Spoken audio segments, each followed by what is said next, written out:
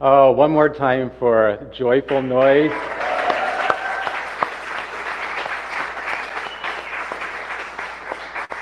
And the fact that you wrote that song and it's about a butterfly just kind of reminded me of a story that I wasn't going to share today, but it's a butterfly story. So thank you so much. If it comes out, you'll know. You all know because I just said it. So grateful to be here. I want you to take just for a moment and just kind of deeply relax and just feel a moment in your time when maybe just everything was going perfectly right. You were imbued with joy, excitement, love. It was as if you were in the flow and every synchronistic moment was happening absolutely perfectly. You were with the best of friends, or maybe you were out in nature. Or maybe it was when you were a kid and you were playing and running down the street, flying kites or riding bikes. This is the experience or the state of beingness that when you're living your dream or living that authentic self purpose or whatever you want to call it, passion, your greatest joy, your highest excitement, we have 10,000 words for this. And it doesn't have to be defined by a career. Can be, but can it just be a way of being?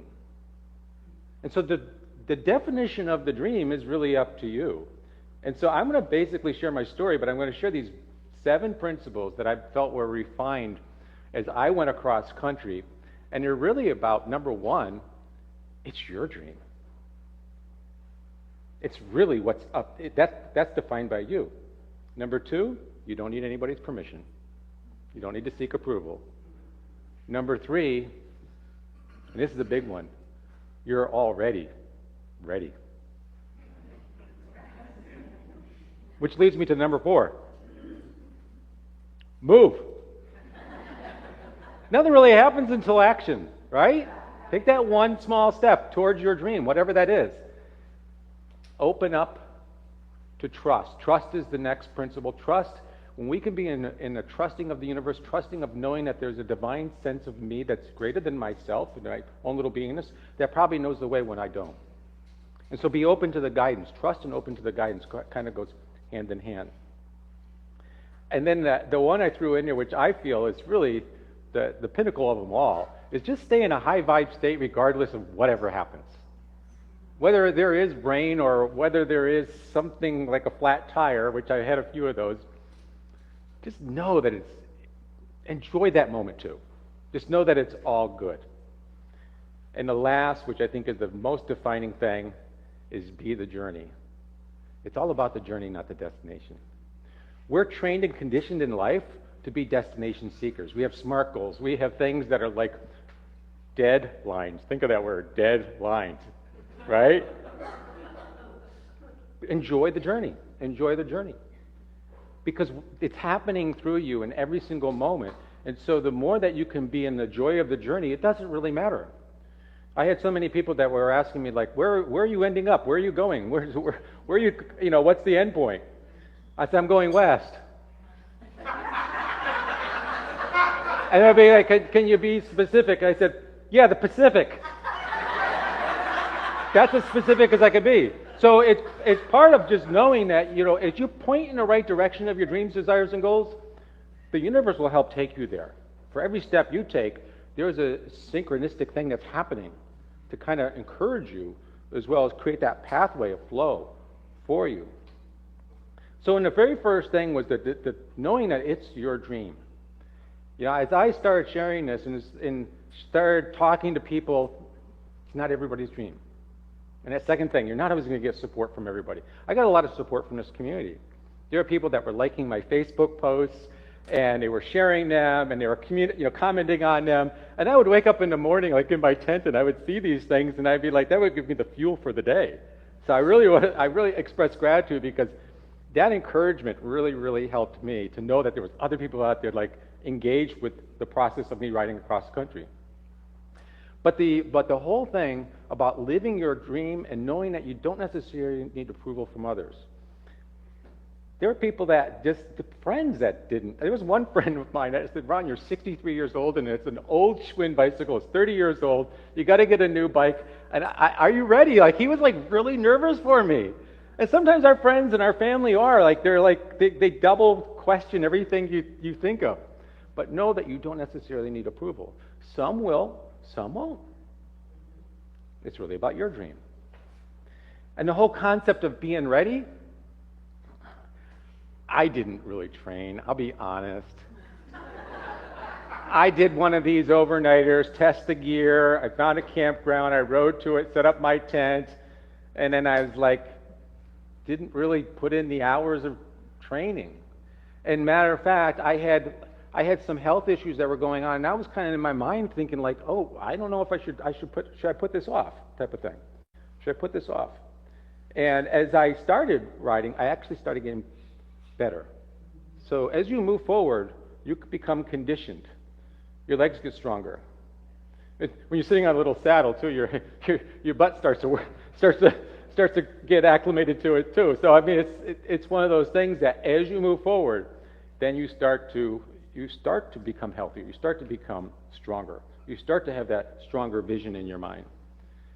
And actually, I want to call out Dr. Harvey Kalsis. I did an interview with you probably a whole year before this event, and I did a podcast. He was on my podcast, and I asked you a question about what is the number one secret to health, and vitality. And he said a sense of purpose, a dream, a passion, something that's inside of him. Because the thing that you said was most of your patients, it wasn't that they didn't get sick, they just healed faster because there was something driving inside of them. So for that sake, even for our own health and well-being, having a passion, having an interest, having something that moves us forward, and you're always ready. Even when you don't think you are, you're always ready. And then to step into it, to move. Any movement in the direction of our dream, our desires, or our goals is a good movement. There's no bad movement. You become refined as you move along. And we don't necessarily know the best way. Our higher self does. But the fact is until we start to move, that's when everything happens. I started my journey in Washington, D.C. Why Washington, D.C.? Well, I looked at a couple of different bike routes across the United States. One was the Trans-American route, which is a famous route. It's probably one of the oldest routes. There was another one called the Great American Rail Trail. It was a company that had, or a nonprofit agency that went to all the resources of old rail tracks that were being pulled up and decided to make bicycle trails. And actually, I raised some money out along the way to actually help send it to them afterwards because I feel the project that they're doing, who wouldn't want more bike trails? Bike trails, hiking trails, through cities, through areas that you just couldn't normally ride bikes. And we have a wonderful one here. And so that's the Legacy Trail. And so they're behind this entire activity. Well, they created this thing called the Great American Rail Trail, which is to get from Washington, D.C. all the way out to Washington State, yet it's in pieces. It's not finished. And I kind of knew that, but I figured, why not do this anyways? Because I'd rather be on trails more than in traffic. And then so I started on the C&O Trail, which was in Washington, D.C. I broke my chain the first day. But I had the links, and I was able to fix it. And it was amazing how many people stopped to ask for help, can I help you? And I got that continuously the whole trip. And then I got to my campground. I had not slept on the train all the way up because I put my bike on a train in Winter Haven, Florida, got to the train station in Washington, D.C., rode around the mall for a while, broke the chain, got a little bit lost. I wasn't following my GPS. And then I finally got to the point where the first campground on the C&O Canal Trail was, and I was just so tired. So I didn't really make big headway the first day, but I moved. And that's what was good. And the campgrounds in the C&O Trail, they were free. They're primitive campgrounds, porta potties, but they're free. And they were first come, first serve, and I would see other cyclists and other hikers there, and it was great. And as I got onto the Gap Trail, the Great Allegheny Passage, which once you get into Pennsylvania, takes you all the way to Pittsburgh, and then there's other trails beyond that. Now that actually had a lot of camping opportunities as well. The realization, though, is as I got to Ohio, things changed a little bit, and I was trying to figure out where do I camp. I was going to Parks and Recs Department and police stations, and actually one police officer took me to the park. He said, you just follow me. I have to lock the gate like by, I forget when it was, like 6 or 7 o'clock, and I'm going to lock you in. so nobody can bother you. So not only did I get permission to camp in a park, but I got my own private park.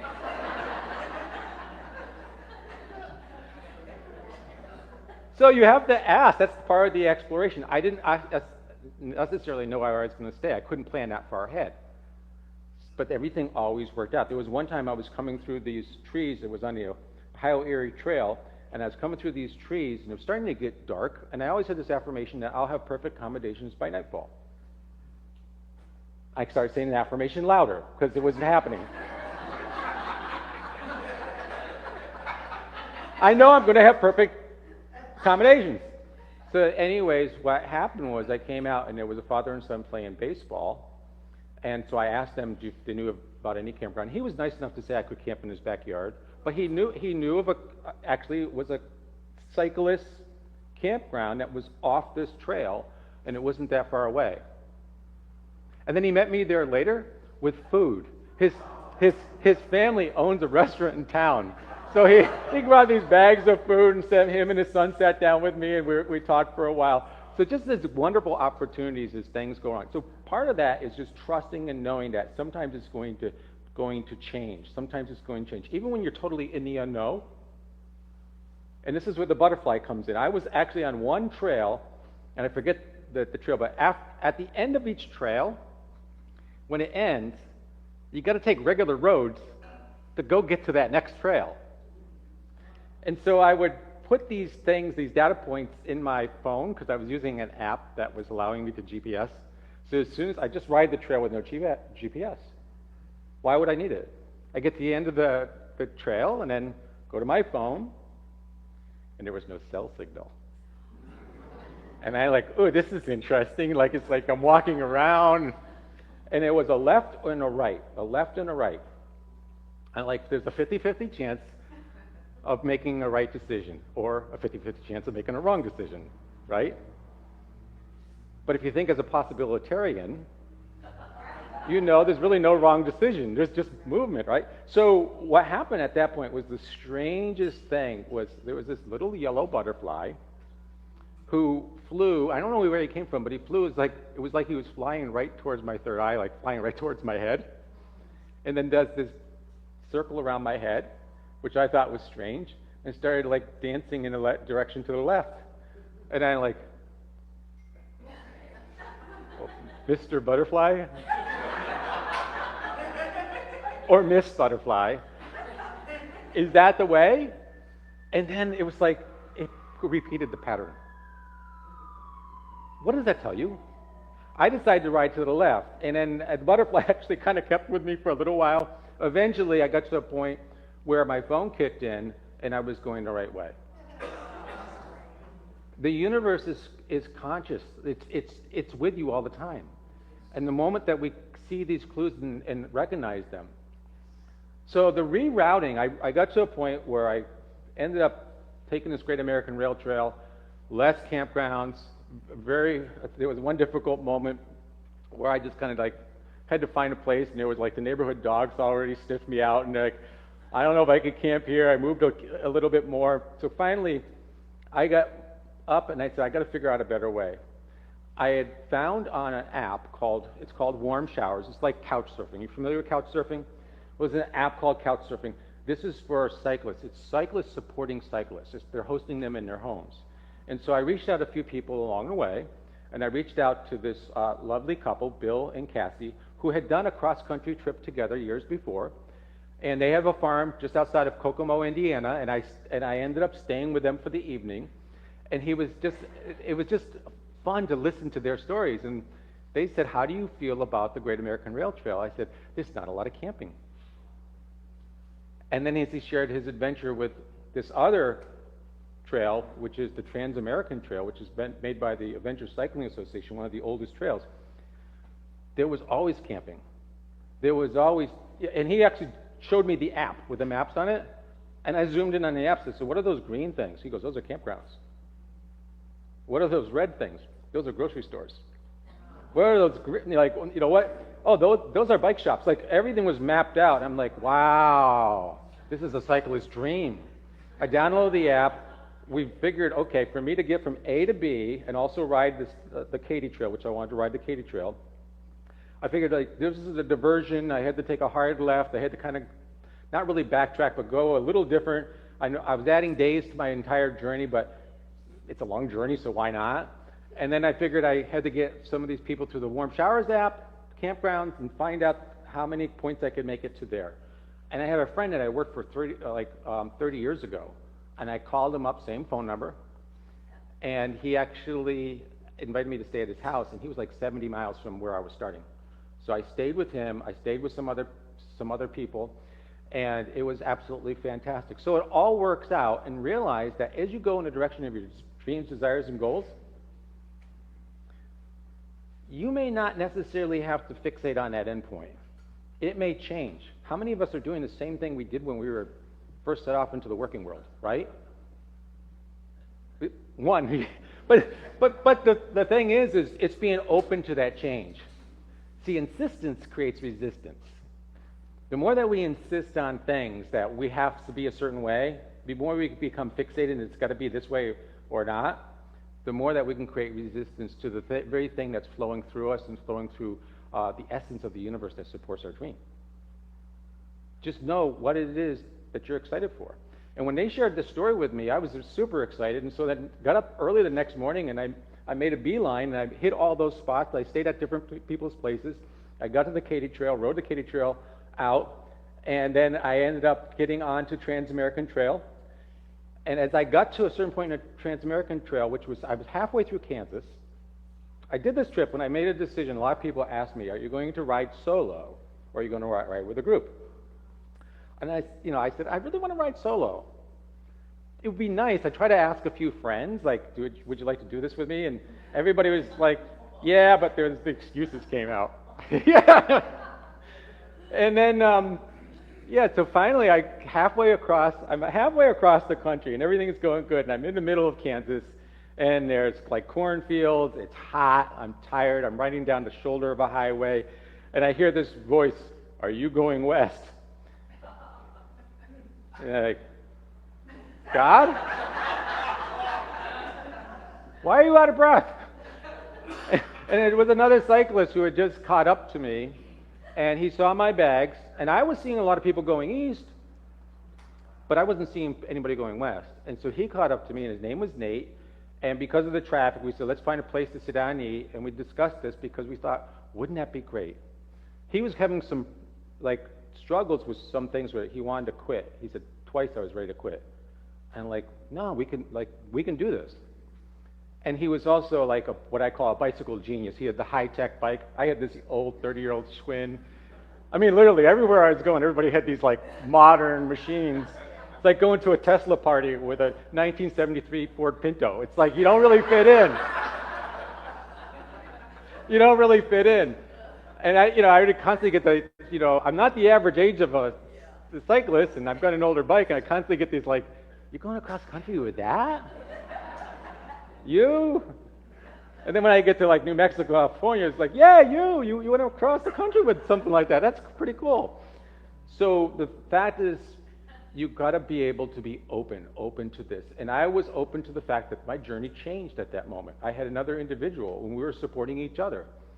And there were times where he was really gifted in the area of bikes, and he also I was using my cell phone and an app, and sometimes I would shut the app off. I just kind of knew, the general direction. I would look at the map, I said, that's good enough. I even had paper maps. He has this high-tech computer, and he knows the elevation, he knows the wind direction, and I'm like, that's too much. And he would be like, I don't want to scare you. I'm like, eventually, when we crossed the Rockies, see, the thing about being ready, you can't train in flat Florida for the Rockies.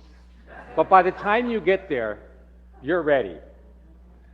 And the way I look at it is, for every mountain you climb, you eventually get to the top. So it didn't really matter to me whether or not the elevation, and here was these areas that they would go orange and then they go red. And then he would tell me that we're going into a red. I'm like, it doesn't really matter. I got a lower gear. And the lowest gear is getting off and pushing. And there are times when you have to do that. But for every up, there's a down. And so there's always a down. And the fact is, most cyclists realize that there's two things that cause resistance. There's climbing hills and there's wind. The basic difference is you've got the ability to shift and adjust to that. The nice thing about climbing a hill is eventually you get to the top and you can coast down the other side. There's the vista, there's that moment of excitement. The wind is this aggravating thing that just doesn't seem to have some sort of climax to it. It's just there. And in our life, we got those things where we achieve something and we feel great about it. And then there's that other times when there's maybe this annoyance that's going on like the wind, and yet we don't necessarily see the purpose in it. And that's true with so many things in our life. The more that we follow our dream, the more that we get through it, the more that we understand that sometimes those things make us stronger, don't they? So it's being able to embody that and know that that's going for you, not against you. The other principle is being able to be, to move, to get going in your direction, but being able to be self-aware of that it's the time that you're spending in that activity of your dream, whatever it might be. And it's being consciously aware of the distractions in the world. I had to make the decision that I had to get away from screen time and live my dream time. We know the screens in our life, TV screens, laptop screens, cell phone screens. The more that you can live in your dream time and less in the screen time. The things that are going on in the outer world, I don't have as much control over. I can be focused on the woes of the world, or I can be focused on the wow within my dream. And Ernest Holmes has a famous quote that the practitioner that's in prayer turns away 180 degrees away from the problem and anchors in the new truth. They need to have their consciousness in their new truth. It's much like Tony Robbins' quote, which is, energy goes where attention flows. Right? So the same thing is like being able to detach from the screen time, detach from those things, and being able to focus. We're vibrational beings. The more we raise our vibration in the consciousness of love, of joy, of living our dream, the more that we're having this intrinsic effect, because we're all divinely connected to the divine matrix of humanity. And the more that we can do that, the more that we can shift consciousness. This has been proven through the Maharishi effect. Lynn McTaggart has done this in the attention experiment. We've seen many of these things. Heart math is heavily involved in this. Even in the 100th monkey effect, if you look at that, the more that we reach critical mass by everybody living their joy, living their dream, living their purpose, whatever that might be, as an artist, as a musician, as a person that's maybe into solar energy or gardening or whatever it is, writing, or being a coach, or being just a good listener and a good friend. These are all innately whatever calls us. Whatever calls us. So the biggest thing I found in this entire trip was that everything always worked out. Everything always worked out. I always had the support. I always ran across the most interesting characters. I remember one morning getting up really early. I was on the Katy Trail, and it was like still dark, and I'm riding with my light, and I see a light coming through the trail, coming through the woods, and it's like higher up on somebody's head, and it was a runner. His name was Jack, and he was running across the country. And I left that situation like, at least I can coast. There's times when I can I got the wind at my back. It's like, so whatever your dream, live for that moment, live in the possibility, live knowing that it's more about the journey. It's more about the journey. And we may never reach the exact destination that we want, but if we're in that joy of the journey, what does it matter? I'll leave you with one last story. And it was funny because when I got to the Santa Monica Pier, so that was the final destination. The specific became the Pacific at the Santa Monica Pier. And both Nate and I made it there, and it was fun, it was joyful. And we did this thing called the tire dip. He was there, one of his friends was there. It's like, you got to do the tire dip. And of course, the pier is up here, the sand is down here. I got to bring my bike down. I had all my bags on my bike. And as I get to the Pacific, hit the ocean, this huge wave comes up and drenches like half of me, comes into my wheels and my derailleurs. And anyways, I ended up, and it was cold water. It was refreshing, but I did my tire dip. So now all I got to do is I'm getting ready to fly out the next day, and I got to go to my hotel, which was in El Segundo, which was 10 miles away. And I didn't realize as I started moving with all this sand that my derailleur froze, my back derailleur froze, and I was stuck in probably one of my most challenging gears. But it doesn't matter. I'm 10 miles, and it's over. Pack up the bike, get ready to fly home the next day. As ice went down, and it went along the beach. It was a beautiful boardwalk. Reverend Emil knows it's a beautiful boardwalk, and you got cyclists and roller skaters there, and people walking their dogs, and it was a beautiful sunny day. And here I am, like, this doesn't matter if I'm in this tough gear, because it's like, I'm going to make it, right? And then I turned to look to my hotel, which was in El Segundo, and it's like this mile-long hill. And I'm like, how do I do this?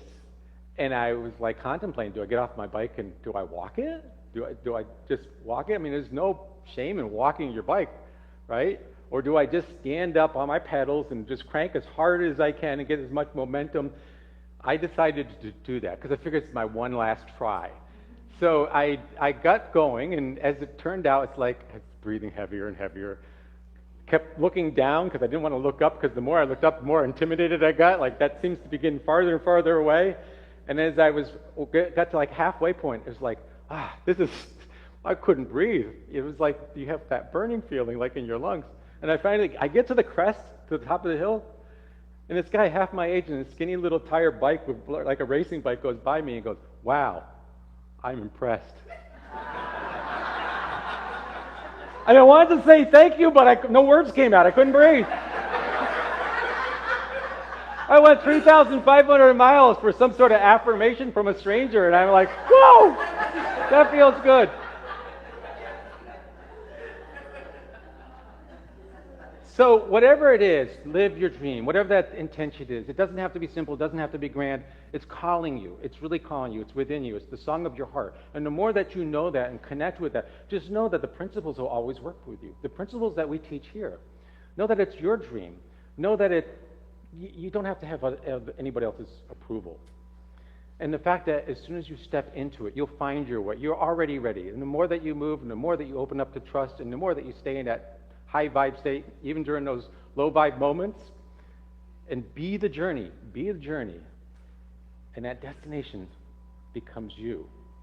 And it is your not only gift to yourself, it's probably the greatest gift that you can give to the world.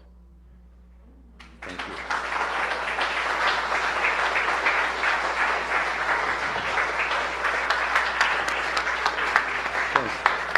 Ron Frost.